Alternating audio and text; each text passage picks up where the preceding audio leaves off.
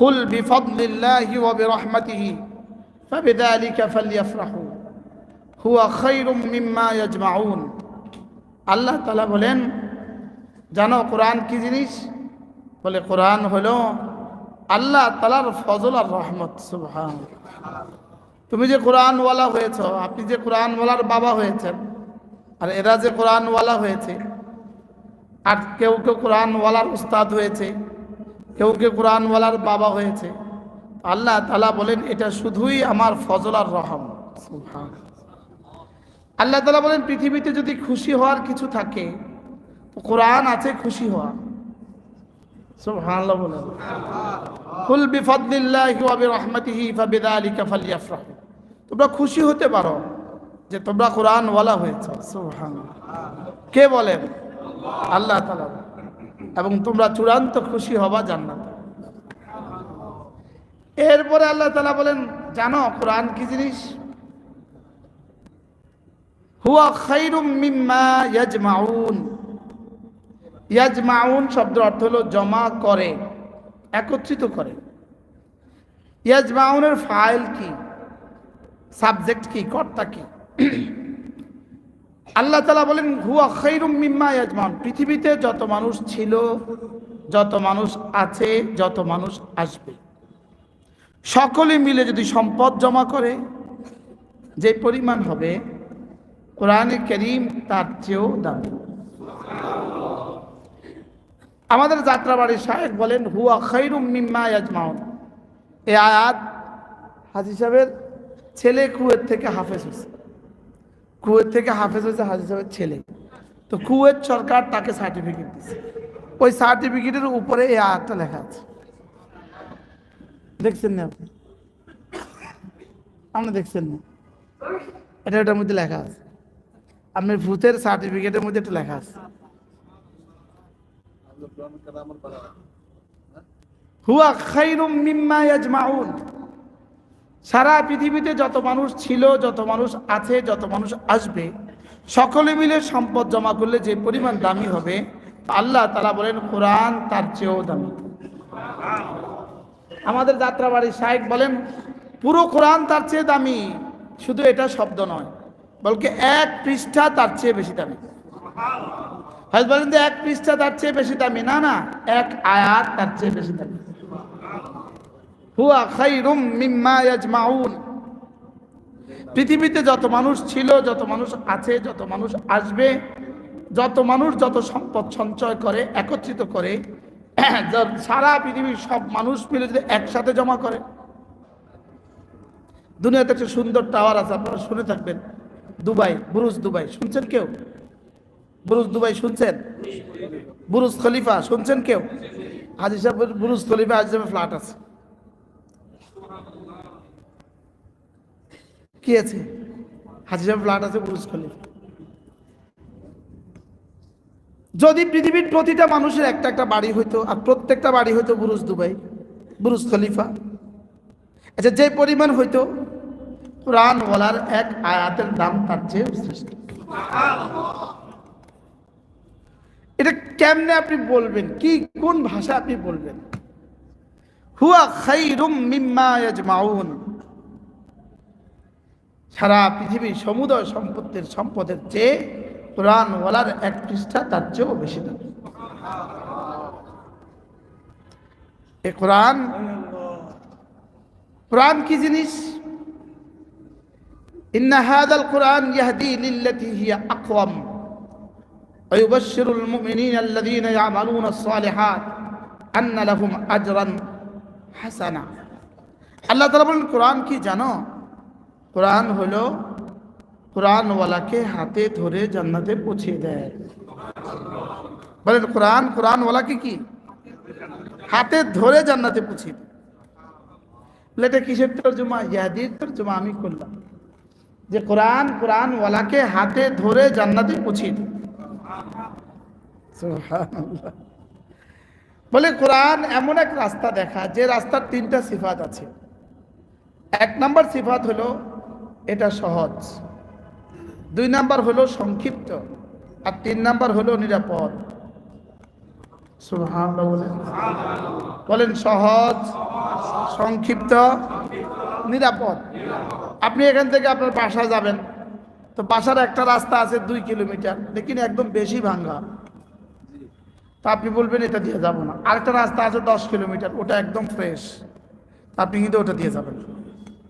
হ্যাঁ, এবার দেখলেন যে 10 কিলোমিটার রাস্তাটার মধ্যে ডাকাত আছে, ডাকাত, আপনি এবার এই রাস্তা দিয়ে যাবেন না। আরেকটা রাস্তা আছে 20 কিলোমিটার, এটা ডাকাত ছাড়া নিরাপদ, এবার কিন্তু আপনি ওটা ধরে যাবেন। প্রতিটা মানুষ রাস্তা নির্বাচনের সময় 3টা নির্বাচন করে, 3টা, সহজ কিনা, সংক্ষেপ কিনা, নিরাপদ কিনা। বলেন সহজ আরবি হলো আসহাল, আর সংক্ষেপ আরবি হলো আখসর, খাসদরা, আর নিরাপদ রাস্তা হলো আমান। এই তিনটা একসাথে যদি হয় এটাকে বলে আকওয়াম। সুবহানাল্লাহ, এটাকে বলে আকওয়াম, যেটা সহজ, সংক্ষিপ্ত, নিরাপদ। সুবহানাল্লাহ। এজন্য হযরত আদম আলাইহিস সালাম জান্নাত থেকে আসার সময়, আচ্ছা আল্লাহ তাআলা একটু নারাজ হয়ে গেছেন, একটুখানি ধমক দিয়েছেন, ধমক, ইহবিতু মিনহা জামিআ, যাও এখান থেকে বের হয়ে যাও, নামো। ইহবিতু মিনহা জামিআ, ওনারা ছিলেন 2 জন, লেকিন আল্লাহ বলছেন ইহবিতু, বলা দরকার ছিল ইহবিতা, লেকিন বলছেন কি ইহবিতু। 2 জনকে সকলে বলে না, 2 জনকে বলতে হয় 2 জন বেরিয়ে যাও, কিন্তু 2 জনকে কি কয় আল্লাহ? সকলে বের হও। 2 জনকে সকলে বলে না, বুঝেন নাই? 2 জন যাও, কিন্তু আল্লাহ কয় কি সকলে বের হও। তাহলে বোঝা গেছে আমরা ছিলাম, আমরাও ছিলাম। আল্লাহ যেন বলে ইহবিতু মিনহা জামিআ, bag and baggage with your sons, সন্তানগুলো নিয়ে বেরো, ছেলে মেয়ে নিয়ে বেরো, ছেলে মেয়ে যা আছে সব নিয়ে বের হও। একটু ধমক দিয়ে বলছে ইহবিতু মিনহা জামিআ, যাও বের। তো হযরত আদম আলাইহিস সালাম ঘাবড়ায় গেলেন, এখন কি হবে, চলে যাব জান্নাত থেকে। তো আল্লাহ তাআলা বললেন ফাইম্মা ইয়াতিয়ান্নাকুম মিন্নি হুদান, তোমাদের কাছে আমার পক্ষ থেকে, দুনিয়াতে যাওয়ার পরে তোমাদের কাছে আমার পক্ষ থেকে একটা কিতাব যাবে। সুবহানাল্লাহ। ফামান তাবিআ হুদায়া ফালা ইয়াদিল্লু ওয়ালা ইয়াশকা, এটার মধ্যে যে চলবা সে পথ হারাবে না, সে আবার এখানে ফিরে আসবে। সুবহানাল্লাহ। সে কি, সে আবার বাড়ি ফিরে আসতে আর কোনো অসুবিধা তার কি হবে না। তো এটাই ছিল, এই হুদান ছিল সমস্ত নবীদের কিতাব, আর আখেরি হুদান হলো কোরআনে কারীম। এজন্য যালিকাল কিতাব লা রাইবা ফি হুদাল লিল মুত্তাকিন, ওই আমি যে আগে যে হুদান বলছি এটা সেই হুদান। সুবহানাল্লাহ বলেন। আমি যে আগে তোমাকে বলছিলাম ফাইম্মা ইয়াতিয়ান্নাকুম মিন্নি হুদান ফামান তাবিআ হুদায়া, আরেকটা হলো ফামান ইত্তাবাআল হুদা ফালা খাউফুন আলাইহিম ওয়ালা হুম ইয়াহজানুন। আর ফামান তাবিআ হুদায়া ফালা ইয়াদিল্লু ওয়ালা ইয়াশকা, যে এই কোরআন মতে চলবা, আমার পক্ষ থেকে তোমাদের কাছে একটা চিঠি যাবে, ওটা যে পড়বা, ওটা যে বিশ্বাস করবা, ওটা যে পড়বা, ওটা যে বুঝবা, ওটা যে মানবা। সুবহানাল্লাহ। ওটা যে বিশ্বাস করবে, 1 নম্বর কি ঈমান আনা, 1 নম্বর হলো কি ঈমান, 2 নম্বর কি শুদ্ধ তেলাওয়াত, 3 নম্বর কি বুঝবা, 4 নম্বর কি মানবা। তো রব্বুল আলামিন বলেন কথা দিলাম তুমি জান্নাতে আবার ফিরে আসবে। আবার ফিরে আসতে কোনো অসুবিধা কি হবে না। তাহলে বোঝা গেছে কোরআন জান্নাতে যাওয়ার আখেরি কিতাব। কেউ কোরআনের উপরে বিশ্বাস করে না সে জান্নাতে যাবে, এটা হবে না। এটা কি এটা হবে না। আর কেউ কোরআনে কারীম বিশুদ্ধ পড়তে পারে না, কমপক্ষে সূরা ফাতিহা সহ 4টা সূরা যার বিশুদ্ধ নাই, তার জীবনের কোনো ইবাদতের 2 আনার দাম নাই। বলেন কি বলছি বলেন, কোন কোন কি কইছি কোন? সূরা ফাতিহা সহজ, আর 4টা সূরা কি নাই, শুদ্ধ নাই, তার জীবনের কোনো ইবাদতের দাম নাই। কারণ নামাজের দাম নাই, তো তার নামাজ যখন বেদামি, তো বাকি ইবাদতের দাম আছে নি? কি বলছি বলেন, তার নামাজ যখন কি। এই জন্য কমপক্ষে 4টা সূরা শুদ্ধ করে নেওয়া প্রতিটা মুসলমানের উপরে ফরজ। একবার ঢাকা থেকে আমি ট্রেনে চিটগাং আসছিলাম, আমি টিকিট করে ট্রেনে উঠতে উঠতে ট্রেনটা ছেড়ে দিয়েছি। তো ছেড়ে দিয়েছে, আমি কন্ট্রোল রুমে ফোন করছি, কন্ট্রোল রুমে ওই ট্রেনের পরিচালককে ফোন করছি, যেখানে আসো দাঁড়াও, একটু ছেড়ে গেছে আর কি, দাঁড়াইছে। তো তাড়াতাড়ি ট্রেনে যিনি পরিচালক, উনি তাড়াতাড়ি নামে আসে, আমারও উঠায়া নিজের সিটে বসেছে। এখন উনি আছে আর আমি একলা, ওনার সামনে কম্পিউটার আর আমি। উনি বললেন যে হুজুর, আজকে তো একটা সুযোগ পাইছি, আমার সূরা ফাতিহাটা একটু শুনেন। ইনি আমার পুরা সূরা ফাতিহা সহ 10টা সূরা আমার শুনাইলো। কিছু ত্রুটি বিচ্যুতি আছে, আমি এগুলো ওনাকে ঠিক করলাম, উনি ঠিক করলেন। উনি বলতেছেন হুজুর, উনি চিটগাংয়ের মানুষ কোথাকার, তো বলতেছে হুজুর, কবরে ফিডা খানের তো না দুনিয়ার চরম ফান ভালা। কি বলছে বলেন তো? এখন আমরা সূরা ফাতিহা ঠিক করি না। আপনি দেখে দেখবেন, ইমাম সাহেব যদি মসজিদে সূরা ফাতিহা ঠিক করতে থাকে, তো কিছু মানুষ আস্তে আস্তে চলে যায়। এনাদের শরম লাগে, বলেন কি লাগে, বলেন কি লাগে কিছুটা। তো ইমাম সাহেবরা পড়াবার সময় একটুখানি ফিকির করে পড়ানো উচিত, যেন কেউ শরম না পায়। আপনি বলেন না বলে শুধু নিজে নিজে বলতে থাকা উচিত, মনে হয় বুঝেন না, যেন একটু শরম কি কম পায়, শরম না লাগে। বাকি দুনিয়াতে একটুখানি শরম পাওয়া কবরে ফিটা খাওয়ার থেকে ভালো না? হ্যাঁ, আমার কতগুলো কিতাব আছে, একটা কিতাবের পেছনের পৃষ্ঠাতে এই শব্দটা লেখা আছে, পিএইচডি করার জন্য কানাডা যেতে পারলে, লেকিন কোরআন ঠিক করার জন্য পাশের মাদ্রাসা যেতে পারলে না। বলেন কি বলছে বলেন, কোরআন শেখার জন্য তোমার পাশের মাদ্রাসা তুমি যেতে পারলে না, অথচ পিএইচডি করার জন্য। আচ্ছা, আপনি মনে করেন, যেমন ধরেন আগামী শুক্রবার আমাদের ইজতেমা, আমাদের বিশ্ব ইজতেমা কবে? 2, 3, 4। আজ থেকে সাথীরা চলে গেছে, যাওয়া শুরু হয়ে গেছে। তো 2, 3, 4 আমাদের ইজতেমা। এখন এক যুবকের স্ত্রী ডেলিভারি 1 তারিখ। ও 1 তারিখে বলতেছে, মা আমি ইজতেমা যাব, তোমার বউর দিকে খেয়াল রাখো। আচ্ছা, মা কি করবো? তোর মাথা খারাপ, বলেন না কি বলবে বলেন, তোর মাথা খারাপ, বউকাল কালকে ডেলিভারি, তুই আজকে ইজতেমা যাইতে গেছ, তোর মাথা খারাপ, ইজতেমার জান টান লাগবে, থাক বাইতে। আচ্ছা, এবার আরেক ছেলে এসে বলতেছে, মা কালকে তো তোমার বউর ঘরের বাচ্চা হবে, তবে আগামীকাল এই রাত আজকে 3টার সময় আমার আমেরিকার ফ্লাইট। তো মা কি করবো? ফুট যা মা আসি, বলেন কি বলবে বলেন না। এবার বড় ভাইয়ারকে, ভাইয়া আমি তো, আমার তো ফ্লাইট আজকে 3টায়, ওর তো কালকে বাচ্চা হবে, কি করতাম? ভাইয়া আসি, তুই যা। যখনই আমেরিকার কানাডার মশলা আসে তখন সবাই আসে, আর যখনই দিনের কোনো মশলা আসে তখন মাথা খারাপ, বলেন না বাস্তব না? দিনের কোনো মশলা আসলে মাথা খারাপ। আজকে তুই ইজতেমা যাইতে কস, তোর মাথা খারাপ কি? ঠিক তেমনি ভাবে শত ব্যস্ততা, হাজারো ব্যস্ততা, লেকিন কানাডার ভিসা, কানাডার টিকিট, সব ব্যস্ততা পানি। কন না বাস্তব না বাস্তব? লেকিন সূরা ফাতিহা শিখতে হবে। সূরা ফাতিহা শিখা ছাড়া আমার জীবনের কোনো দাম নাই। সূরা ফাতিহা শিখা ছাড়া আমি মুসলমান হইতে পারলাম না। সূরা ফাতিহা শিখা ছাড়া আমার 32 রাকাত নামাজ বরবাদ হয়ে গেল, আমার সেজন্য কোনো ফিকির নেই। বাস্তব না বাস্তব বলেন? ইয়ালামুনা যাহিরাম মিনাল হায়াতিদ দুনিয়া ওয়া হুম আনিল আখিরাতি হুম গাফিলুন। তো আল্লাহ তাআলা বলেন, এরা যাহিরাম মিনাল হায়াতিদ দুনিয়া, এরা দুনিয়া খুব বুঝে, লেকিন আখিরাত থেকে গাফিল। আখিরাত থেকে কি? অথচ একবার সুবহানাল্লাহ এর নেকি হাকিমুল উম্মত বলেন একবার সুবহানাল্লাহ নেকি যদি কোনো মানুষ দেখতো কলিজা ফেটে মরে যেত।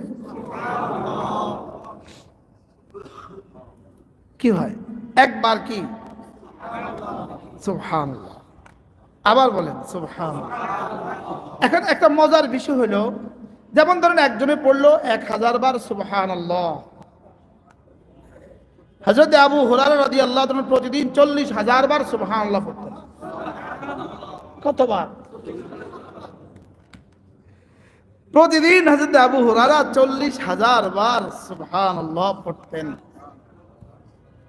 এখন একটা মাসআলা, একজনে না 1000 বার সুবহানাল্লাহ পড়লো, 1000 বার সুবহানাল্লাহ পড়তে লাগবে কতক্ষণ আমি আপনাকে বলি, 10 3 10 100 বার পড়তে 3 মিনিট, তো 1000 বার পড়তে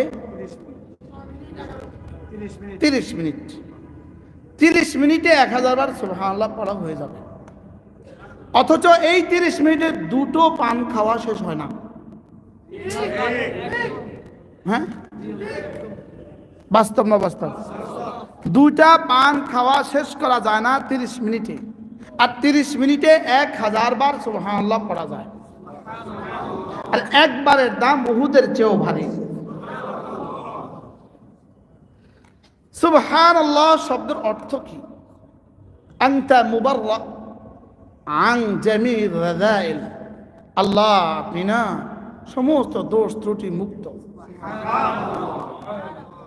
আচ্ছা, যেমন ধরেন কোনো একটা অপরাধে আপনি মিথ্যে মামলায় কোনো অপরাধের দায়ে, মিথ্যে অপরাধের দায়ে আপনি কাঠগড়া দাঁড়িয়েছেন। এখন এই ঘটনা আমার জীবনেও ঘটছে, পরে কম। কাঠগড়া দাঁড়িয়েছেন, ঠিক এই সময় জজ আপনার দিকে তাকায়া আপনার অপরাধ বর্ণনা করতেছে। 3 জন মানুষ দাঁড়ায় বলতেছে ইনি নিরপরাধ। যে এই মুহূর্তে 3 জনের প্রতি আপনার ভালোবাসাটা কেমন হবে? সুবহানাল্লাহ বলে না? এদের প্রতি জীবনে আপনি কি পরিমাণ কৃতজ্ঞ হবেন? কথা কয় না। আপনারা জেনে থাকবেন, আমি একবার গুম হয়েছি। বাংলাদেশে প্রথম আমারে দিয়ে গুম করে। গুমের ইতিহাসটা শুরু করে আমারে দিয়ে, গুমের ট্রায়াল শুরু করছে আমারে দিয়ে, বুঝলেন না? তো ওখানে আমারে যেদিন গুম থেকে পরে কিছুদিন পরে আমাকে আদালতে তুলছে। পৃথিবীর কেউ জানে না আমার যা আদালতে তুলছে। ওই দিন ছিল শনিবার, আদালত বন্ধ, কিন্তু স্পেশাল আদালত বসায়া ম্যাজিস্ট্রেট আনায়া আদালতে তুলছে। আমি যে পৃথিবীতে কোথায় আছি এটাও আমি জানতাম না, বুঝেন নাই? আমি যে কোন শহরে আছি, কোন জায়গায় উঠছি, আমি তো কিছুই জানি না। তো যে জায়গাতে আমার উঠাইছে আমি এখন বুঝছি, আমি মনে হয় আদালতে উঠছি, আর মনে হয় ইনি ম্যাজিস্ট্রেট বা জজ।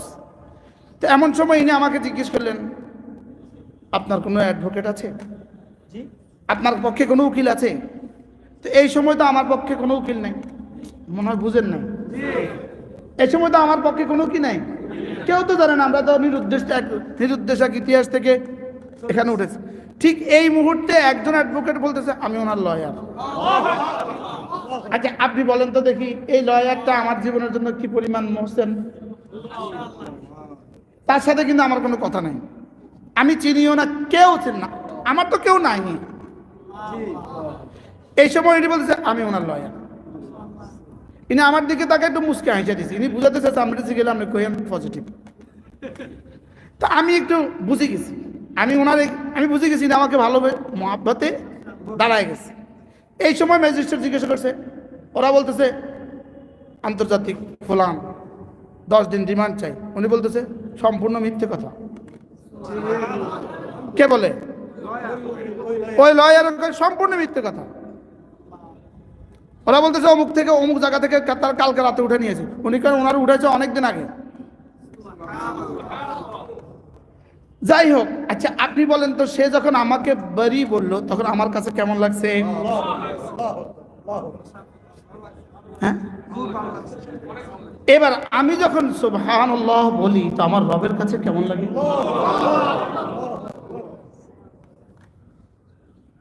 কি ভাই? এই জন্যই নামাজে দাঁড়িয়েই বলতে হয় সুবহানাক,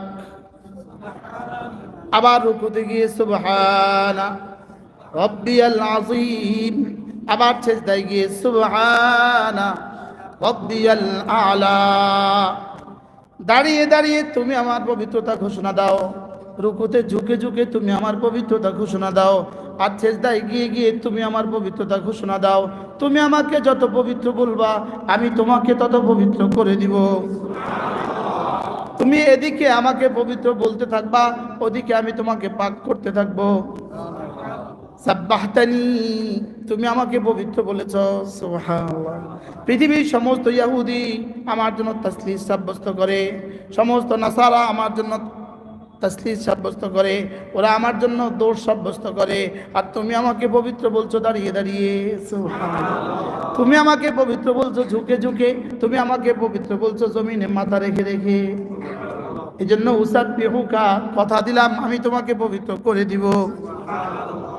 হযরতে ইউসুফ আলাইহিস সালাম যখন মিশরের গভর্নর হইলেন, মিশরের খাদ্যমন্ত্রী হইলেন, ইউসুফ আলাইহিস সালাম এবার যখন ত্রাণ দিতে শুরু করলেন, ত্রাণ দেওয়া শুরু করলেন, ত্রাণ লাইন ধরে ধরে মানুষ ত্রাণ নিচ্ছিল। এক যুবক এসে লাইনে দাঁড়ালো। এই যুবককে যখন ত্রাণ দেওয়ার সময় হলো, এই যুবক বললেন জিদনি ইয়া আমিরুল মুমিনিন, আমাকে একটু বাড়িয়ে দেন, মন্ত্রী মহোদয় আমার একটু বেশি দেন। সুবহানাল্লাহ। হযরতে ইউসুফ আলাইহিস সালাম বললেন যাও, ওজন বেশি চাচ্ছে তা তাকে আরেক শ মাল বেশি দিয়ে দাও, আরেক শ গম দিয়ে দাও। এবার দ্বিতীয়বারে সে বলল জিদনি, আরেক শ দিয়ে দেন। হযরত ইউসুফ আলাইহিস সালাম বললেন আরেক শ দিয়ে দাও।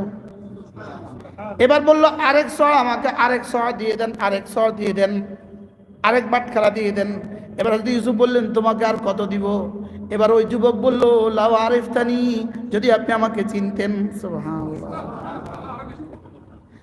যদি আমাকে আপনি চিনতেন তাহলে অনেক দিতেন, অনেক দিতেন। যদি আমাকে চিনতেন তাহলে অনেক দিতেন। লাউ আরাফতানি, যদি আপনি আমাকে চিনতেন তাহলে অনেক দিতেন। হযরত ইউসুফ জিজ্ঞেস করলেন কে তুমি, তোমার এমন চিনার কি হলো?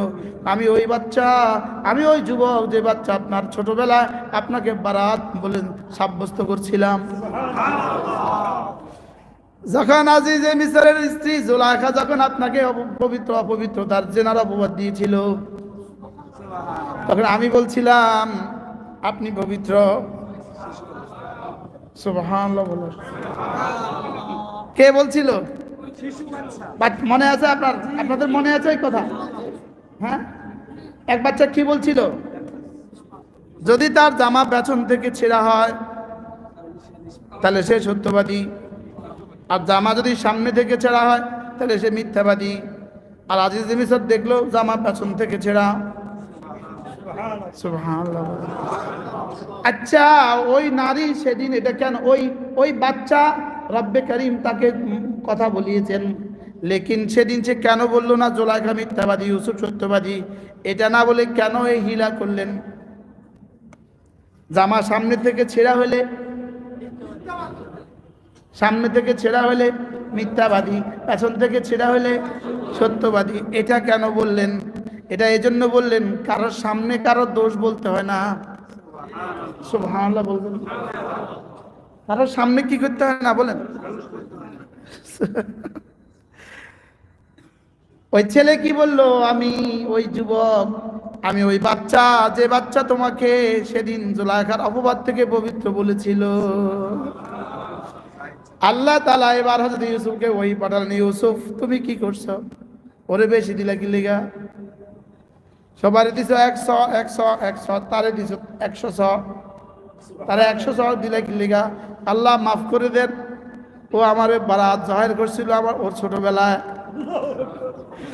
আল্লাহ তাআলা বললেন ইউসুফ, জীবনে একবার যদি এক বাচ্চা, তাও অবুঝ বাচ্চা, একবার বারাত জাহির করার পরে তোমাকে পবিত্র বলার পরে যদি তুমি তাকে খুশি হয়ে এতগুলো দিয়ে দিতে পারো, আমার আখিরি জামানার নবীর উম্মতরা ডেলি 5 বার আমাকে বারাত জাহির করবে। ওরা দাঁড়িয়েও বলবে সুবহানাল্লাহ, ওরা রুকুতে গিয়েও বলবে সুবহানাল্লাহ, ওরা সিজদায় গিয়েও বলবে সুবহানাল্লাহ। ওরা আমাকে শুধুই বলতে থাকবে আনতা মুবাররা আন জামির রাদাইল, ওরা শুধুই বলতে থাকবে আপনি পবিত্র, আপনি মহাপবিত্র। এবার বলো তো আমি ওদেরকে কি কি দিব? একবার